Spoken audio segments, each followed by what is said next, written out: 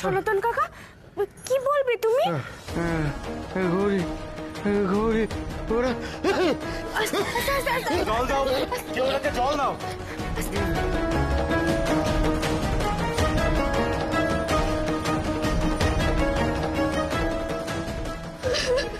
দিদি পদ্ধতি বাবা জল।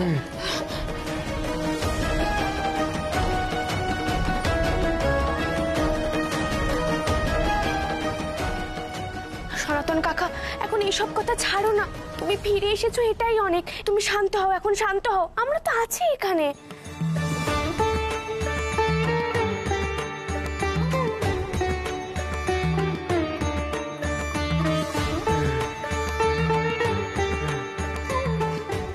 ঈশান পেরেছো তুমি, পেরেছ। বাবা এটা কি করে হতে পারে? গৌরী আর ডাক্তার মিলে মরা মানুষকে বাঁচিয়ে দিলে।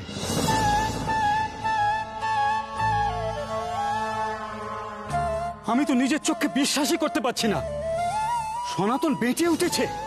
কি কাণ্ড! গৌরী, ও গৌরী মা, জামাই বাবা, আমি আমি সত্যি ভাবতে পারছি না তোমরা তোমরা কি করে এটা সম্ভব করলে। সনাতনদা বেঁচে উঠেছে, আমি আমি সত্যি ভাবতে পারছি না। দেখেছো বৌমা, আমি বলেছিলাম না ভরসা রাখতে, বলেছিলাম না ওরা পারবে। দেখি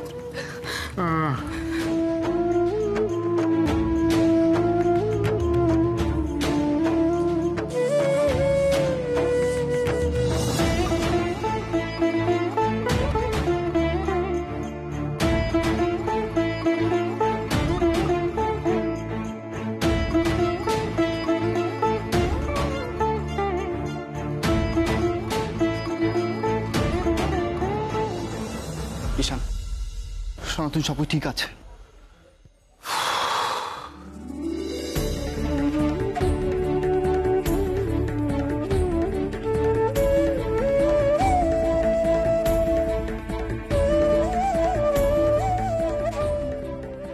যাক, তবে সাকসেসফুল হলাম। কিন্তু এতে কি পুরোটাই আমার হাত আছে, নাকি কিছুটা গৌরীর বিশ্বাসেরও? না না না না, কি ভাবছি আমি এসব? ওসব কিচ্ছু না।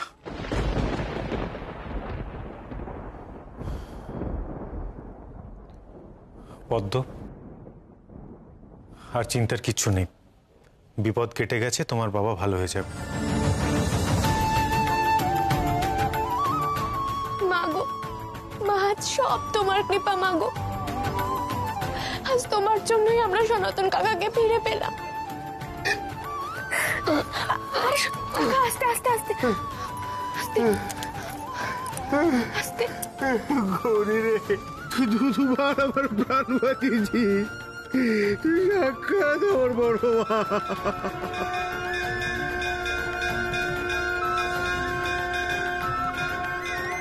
আরে কি করছো সনাতন কাকা? ওঠো ওঠো ওঠো ওঠো ওঠো কাকা, আস্তে আস্তে। সনাতন কাকা, আমি তোমাদের গৌরী ছিলাম আর এখনো গৌরী আছি। আসলে তুমি মন থেকে মায়ের পায়ে আশ্রয় নিতে চেয়েছিলে, তাই মা তোমাকে আবার ফিরিয়ে দিল গো। তুমি আবার ঠিক হয়ে গেলে।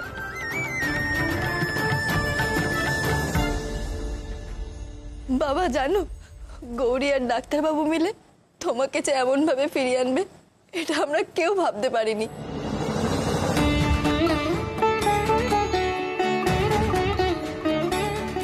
আমি তো ভেবেছিলাম হয়তো তোমাকে আমি হারিয়েই ফেলেছি, ভেবেছিলাম সবকিছু শেষ হয়ে গেছে।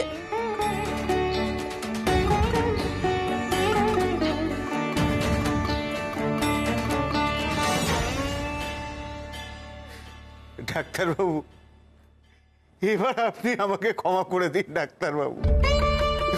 জানি আমি অনেক অন্যায় করেছি, অনেক পাপ করেছি, অনেক মিথ্যে কথা বলেছি, কিন্তু বিশ্বাস করুন ডাক্তারবাবু, আমি এই জন্মেই আমার সমস্ত পাপের ফল পেয়ে গেছি ডাক্তারবাবু।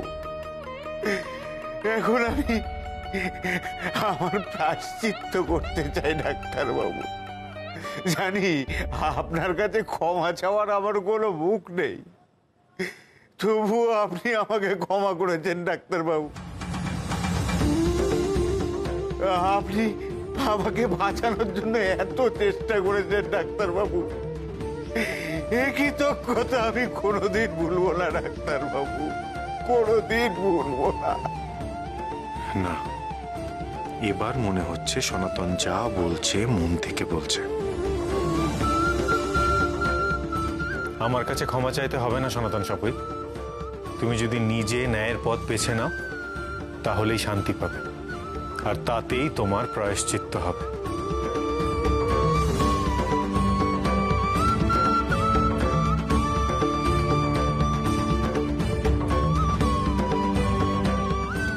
আচ্ছা কাকা, এবার আমায় বলো তো, তুমি সেদিন কি বলছিলে? কারা তোমায় ধরে নিয়ে গেছিল? তুমি কাদের কথায় আমাদের বাড়িতে এসে এত বড় মিথ্যা কথা বললে? এসবের পেছনে কে আছে আমায় বলো কাকা, আমার জানা খুব দরকার।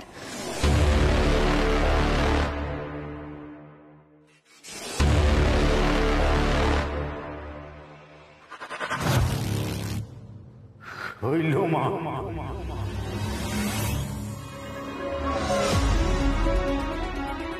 যা করেছে সব হইল মা।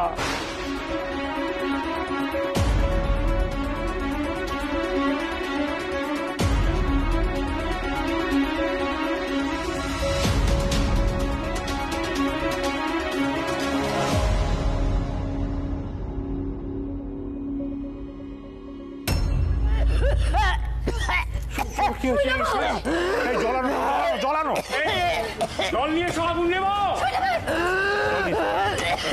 আস্তে আস্তে অল্প অল্প করে দাও, অল্প অল্প করে দাও। শৈল আর দিতে হবে নাকি? ছেড়ে দাও, ছেড়ে দাও, ছেড়ে দাও, আর দিতে হবে।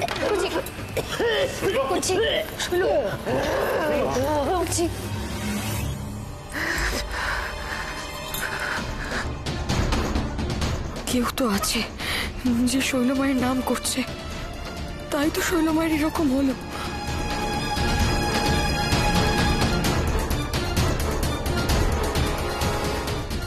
সত্যি তো, এসব কি হচ্ছে? এর আগে তো কোনোদিন যজ্ঞের সময় শৈলমার এরকম হয়নি।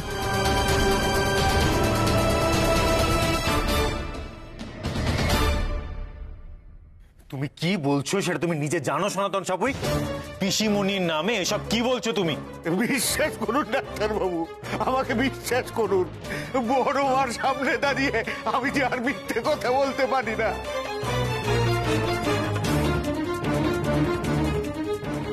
আমি যা বলছি সব জেনে বলছি।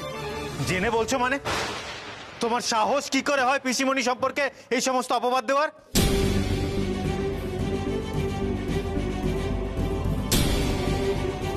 তুমি কি জানো তার সম্পর্কে? কি করে আমি ডাক্তারবাবুকে বোঝাবো? উনি আসলে একজন সাংঘাতিক মানুষ। উনি চাইলে সব করতে পারেন, সব। শৈল, শৈল এখন একটু ভালো লাগছে? ঠিক আছে তো তুমি? শৈল, হ্যাঁ এটা কি করে হলো? যজ্ঞের আগুনে তো বেড়ে গেল কি করে? এই ধোঁয়ায় তো একেবারে নাজেহাল অবস্থা। এরকমই তো হওয়ার ছিল।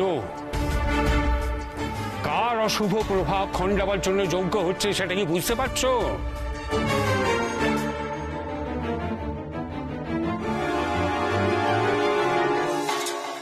গৌরীর প্রভাব এতটাই অশুভ যে শানের মঙ্গলের জন্য করা যজ্ঞের আগুন লেলিহান হয়ে উঠছে। আর এই মেয়েকে তোমরা ঘরে রেখে দিয়েছো। স্বয়ং সর্বনাশ যদি ঘরের ভেতর পদার্পণ করে তাহলে তো এমন ঘটাটাই স্বাভাবিক।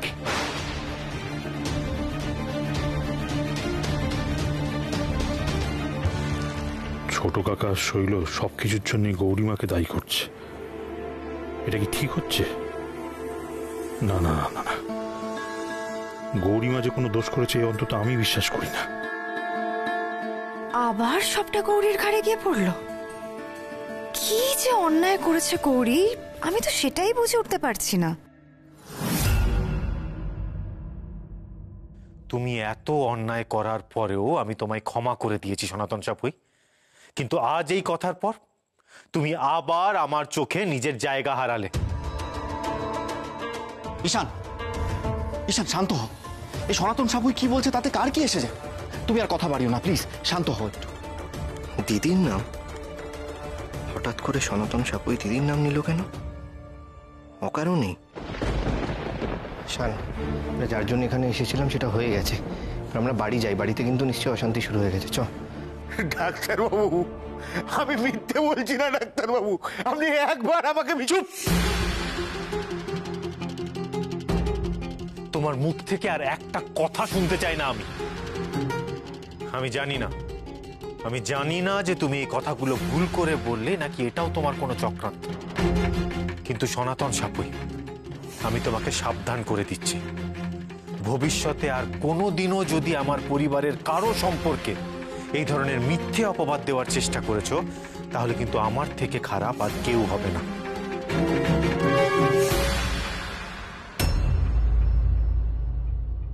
মা উঠুন। থামো। আমি জানি এমনটাই যে হবে, সেটা তো আমি জানি। আমি খুব ভালো করেই জানতাম যে অশুভ শক্তি আমাকে কোনোভাবেই এই যজ্ঞ সম্পন্ন করতে দেবে না, কিন্তু যে করেই হোক আমি আজ এই যজ্ঞ সম্পন্ন করে ছাড়ব। আমি শৈল মা, গোটা জগতের মঙ্গল করি আমি। আর আমার ভাইপো ঈশান, তাকে যদি আমি রক্ষা না করতে পারি তাহলে সারাটা জীবন আমি কি করলাম বাবা? আমি ওর কোনো ক্ষতি হতে দেব না। গৌরীর অশুভ ছায়া থেকে শুধু ঈশানকে নয়, এই বাড়ির প্রত্যেককে আমি মুক্ত করব। আর তাই যাই হয়ে যাক না কেন, আজ এই যজ্ঞ আমি সম্পন্ন করবই।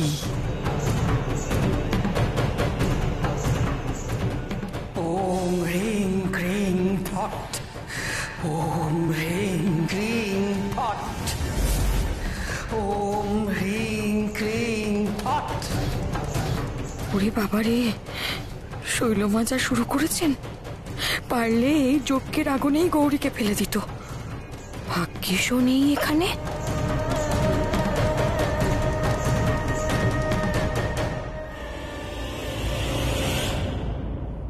গৌরী, চলো।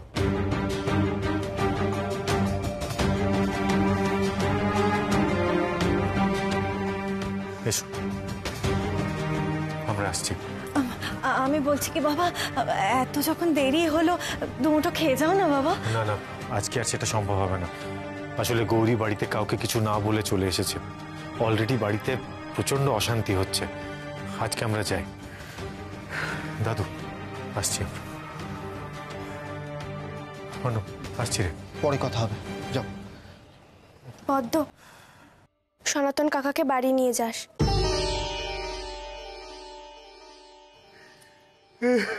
আমি মিথ্যে কথা বলছি না রে গৌরীমা, তুই সাবধানে থাকিস। তোর যে বড় বিপদ রে মা, তোর যে বড় বিপদ।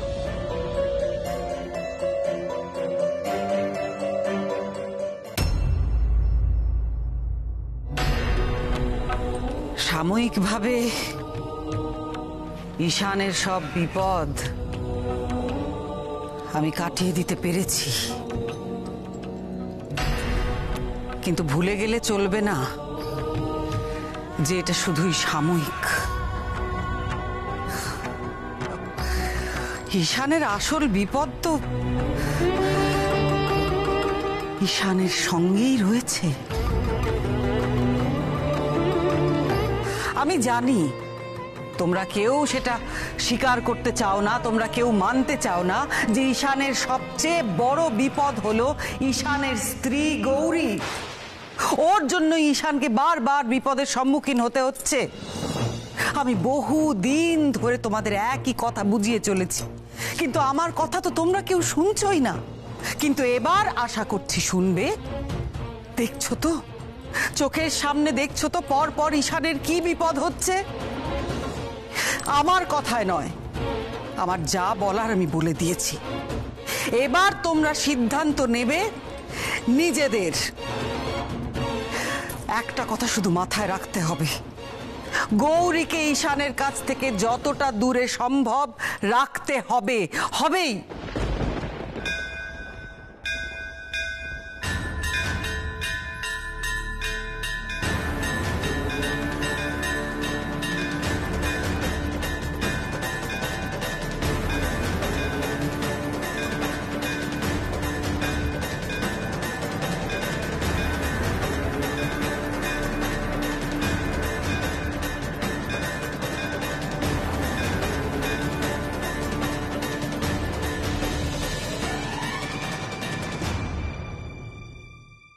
দেখেছো বাবা, যেই আমি বাড়ির সবাইকে একটু গৌরীর বিরুদ্ধে করার চেষ্টা করছি, সেই মুহূর্তে মেয়েটা এসে হাজির হলো।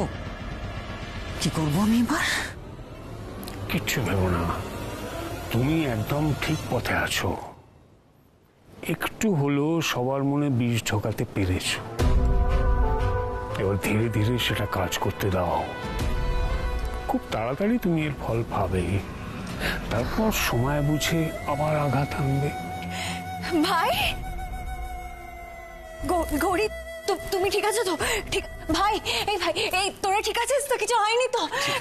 গৌরী তুমি আগে বলো, তোমরা কেন ওই গ্রামে গেছিলে? কেন গেছিলে তুমি ওই গ্রামে? গরিমা, ও গরিমা, এরকম করে না বলে কেউ যায়? আমরা কত চিন্তা করছিলাম বলতো। দাঁড়াও, ওর সাথে আমার কিছু কথা আছে। আসি, পরে কথা বলবো। ওরা এই সবে এসছে, একটু বিশ্রাম নিক তারপর। না, বিশ্রাম নেবে না। ওর সঙ্গে আমার এখনই কথা বলার আছে। যখন প্রয়োজন ছিল, যখন সঠিক বলে মনে হয়েছে, তখন যেমন আমি ওকে সমর্থন করেছি, ঠিক তেমনি ভাবেই অন্যায় দেখলে আমি কিছুতেই চুপ করে থাকবো না।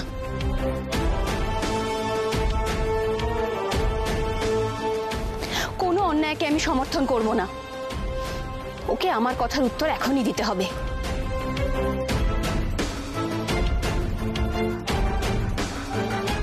মা, আমি চুপ।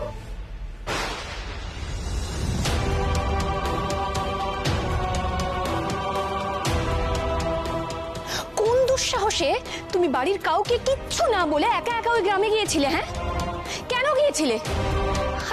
আর একা একা তো যাওনি, আমার ছেলেটাকে সঙ্গে সঙ্গে টেনে নিয়ে গিয়েছিলে।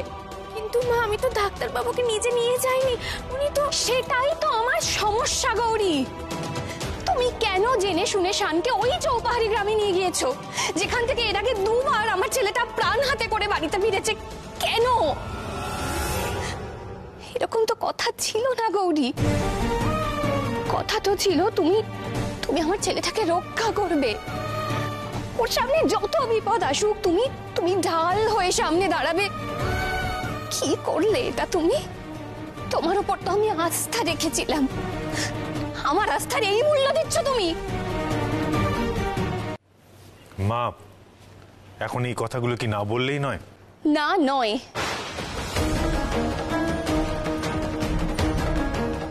সময়ের কথা সময় না বললে তার কোনো মূল্য থাকে না শান।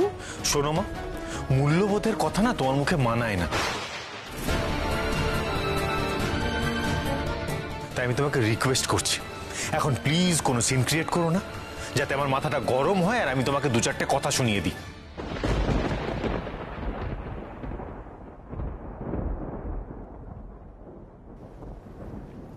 সেটা করতে কি তুই কিছু বাকি রেখেছিস শান? আজকাল এই কথাগুলো আমার খুব গা সওয়া হয়ে গেছে, জানিস তো। তাই এসব বলে তুই আমাকে থামাতে পারবি না। কি গো, তুমি সেদিন সবার সামনে বলেছিলে না যে ওই সনাতন নামের লোকটা তোমাদের ক্ষতি করার চেষ্টা করেছে? তারপরেও আমার ছেলেটাকে তুমি কেন ওই লোকটার কাছে নিয়ে গিয়েছো? উত্তর দাও গৌরী, কেন?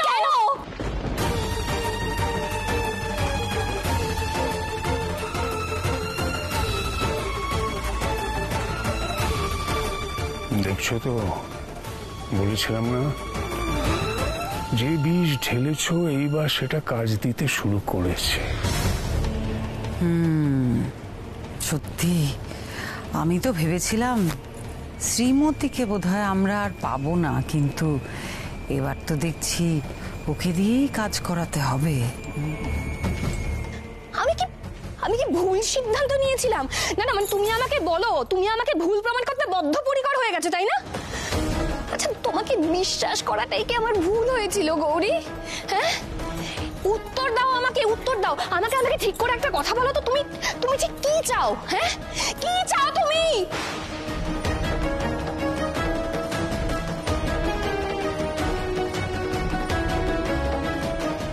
মা,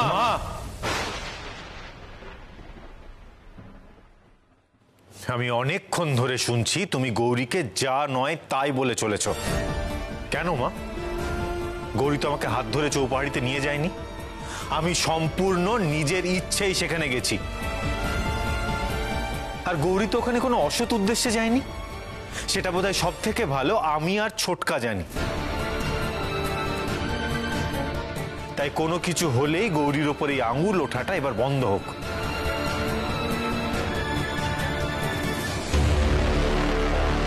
আর তোমরা যে এত কথা বলছো, আমি কিন্তু গৌরীকে আজ অবধি এ বাড়ির জন্য খারাপ কিছু করতে দেখিনি।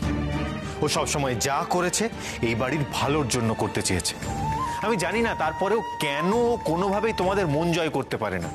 আমি জাস্ট বুঝতে পারি না যে কারণটা কি।